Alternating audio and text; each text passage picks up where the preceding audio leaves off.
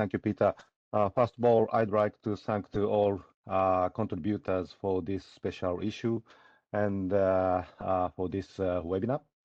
And from my side, I'd like to introduce several papers with respect to 6 technologies. These are coherent, data center interconnect, flexible networks, ultra-wideband devices and systems, and high-density cable and weakly coupled multicore fiber.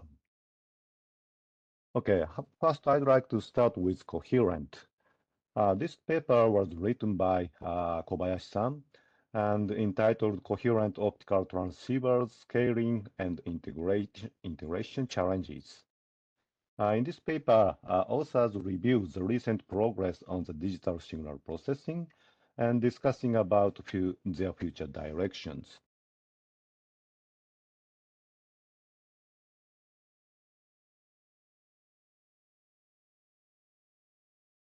And the left-hand figure shows 3 elements for realizing high-speed signals. These 3 elements are first one is symbol rate, and second one is higher order modulation, and the third one is multi-carrier technologies. And it should be noted these 3 technologies are closely approaching to their fundamental limit. So this paper pointed out we have to consider the increased amount of optical and electrical integration. If we consider the higher integration, we can consider 3 technologies as shown here. First one is port level integration. Second one is carrier level integration. And the final one is increased density. And this paper pointed out photonic integrated circuit, PIC technology, would be a key technology for increasing the higher density, for realizing the higher density in a cost-effective way. And next paper discuss about the data center interconnect. This paper was written by Dr. Z, entitled Scaling Optical Interconnect for Hyperscale Data Center Networks. And in this paper, left figure shows traffic growth in metal DCI capacity. And this figure reveals that the annual rate of about 100% has been achieved. So these trends reveal that DCI has been a main drivers for optical transport network technologies. But if we look at some technical growth in 3 technologies in the right figure, this figure shows switch chip speed and optical speed increases 2 times every 2 years. On the other hand, serializer and deserializer speed increases 2 times every 4 years. So these trends imply that DCI will need higher and higher parallelism in future. And third paper investigates about the network flexibility. This paper was written by Dr. Andrew Rode, entitled Flexible Technologies to Increase Optical Network Capacity. And when we're discussing about network flexibility, at present we have 2 important technologies, so-called flex grid and flex rate. And as shown here, flex grid can reduce spectral gaps, and it allows large bandwidth. And flex rate also enables bitrate variable transponders. However, as increasing the degree of freedom, it becomes difficult to control various resources effectively. And the middle and right figures shows case study on the cost per bit as a function of the fiber lease cost. And this study shows that cost per bit varies with not only with operation bandwidth that is shown with the solid line and dotted lines, but also with the network scale, middle figure and right figures.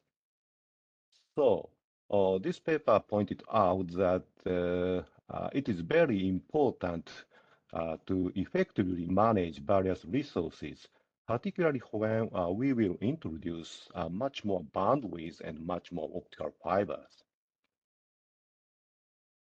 And next paper discussing about network flexibility viewpoint from optical switching. And this paper was written by Professor Dan Maron, entitled Optical Switching in Future Fiber Optic Networks, Utilizing Spectral and Spatial Degrees of Freedom. And in this paper, authors introduce one considerable technologies for realizing a future optical switching. And that is so-called SPOC, Spatial and Planar Optical Circuit, as shown here. And the SPOC can realize effective switching by combining the PLC front end and ERCOS-based optical free space optics. And SPOC can integrate multiple wavelengths selective switches.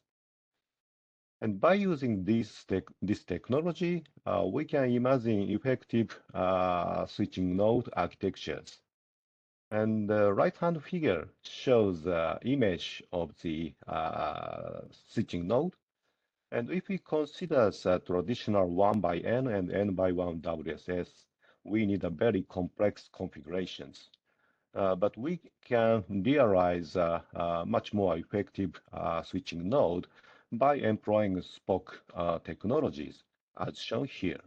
So in this case, n by n WSS was achieved by using the SPOC. So this paper pointed out if we will effectively use the SDM and WDM, in this case, we need further study on the new optical switching technologies and node architectures. And next, I'd like to discuss about ultra-wideband devices. And this paper was written by Dr. Naldier, entitled Devices and Fibers for Ultra-Wideband Optical Communications. In this paper, authors carefully, precisely reviewed current technologies of various optical devices, such as lasers, modulators, and detectors, and so on.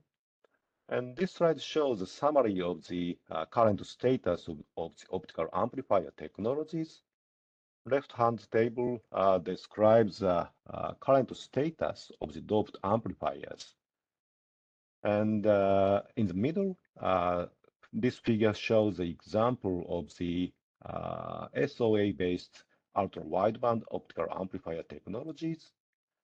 And the right-hand figure also shows dual-stage Raman-based wideband amplification technologies. And this paper pointed out that it may be difficult to realize ultra-wideband transmission systems by using newly developed devices, but it is important we can open up new transmission window by combining the adequate devices, taking into account the requirements of the target application area. And next paper also investigate about the applicability and reality of the ultra-wideband transmission systems. And this paper was written by Hoshida-san, entitled Ultra-Wideband Systems and Networks Beyond C plus L-band. And in this paper, they also reviewed the availability of current technologies in the device level. And they pointed out that it may be difficult to realize ultra-wideband devices in near future. But in this paper, they pointed out we can consider a whole band wavelength conversion technology as alternative to realize ultra-wideband transmission system in near future. As shown here, in this case, we can easily imagine how to realize virtual X-band systems by using the C-band subsystems. In this case, we can utilize the existing C-band subsystems and wavelength conversion systems, X to C and C to X conversion. We can realize virtual X-band subsystems. And similarly, we can also realize a virtual X-band WDM transmitter and WDM receivers. So this paper concluded that we can consider the new band subsystems by using the C-band existing components and whole band wavelength conversion techniques. Okay, next I'd like to introduce high-density cable technologies. This paper was written by Sasaki-san and entitled Ultra-High Fiber Count and High-Density Cables Deployments and Systems.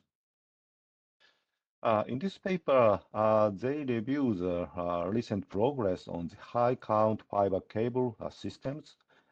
And in the first section, they review the some enabling technologies. For example, as shown here, we can consider fiber geometry to realize a higher density in the cable. So as you know, we have already been utilized thinner coating diameter optical fibers, for example, 200 micron coating diameter. And we can also consider further reduction in the coating. For example, 165 micron coating would be available. In addition to that, we also consider the reduced cutting diameter fiber. For example, 80 micron fiber, cutting diameter fiber may improve the higher density. And one more important technology is a partially bonded fiber ribbon, as shown here. This technology greatly increases the density in the optical cable. And by combining these technologies, we can imagine a scale up in the fiber density. And as shown here, we can we can realize a 2.3 times fiber density by employing the slot rod structure and high density packed optical fiber technologies. And we can also improve the fiber density more than 1.5 times by utilizing the new type of optical fiber technologies. And in this example, we can realize 69, 12 and 12 fibers in one optical cables. So this paper pointed out that ultra high fiber count cable ecosystem can support further growth in DCI networks. And final paper discussing about recent progress on the weakly coupled multiple fiber. This paper was written by Matsui-san, entitled Weakly Coupled Multiple Fiber Technology Deployment and Systems. In this paper, authors mainly focused on standard cutting diameter multiple fibers. The concept of a 125 micron cutting diameter multiple fiber is shown here. And as you can see, if we fix the cutting diameter at 125 micron, it is totally same with the existing conventional SMF. In that case, we can pack around 4 cores in one fibers. And when we consider the deployment and standard of these type of optical fibers, in that case, it is very important how to ensure interconnectivity. That means how we can define the core pitch. And this paper pointed out that we can derive the target core pitch by considering the backward compatibility to existing SMFs. So this figure shows the design guideline as a relationship between core pitch and mode field diameter. If we'd like to ensure the backward compatibility to the existing conventional SMF, In that case, we can use the hatched region as a design target. So you can see that in this case, we can consider a 40 micron of core pitch would be a typical value for this type of multiple fiber. So this paper pointed out 125 micron multiple fiber will accelerate future deployment and standard of multiple fiber technologies. So these are my part, and now I'd like to hand over the mic to Christian.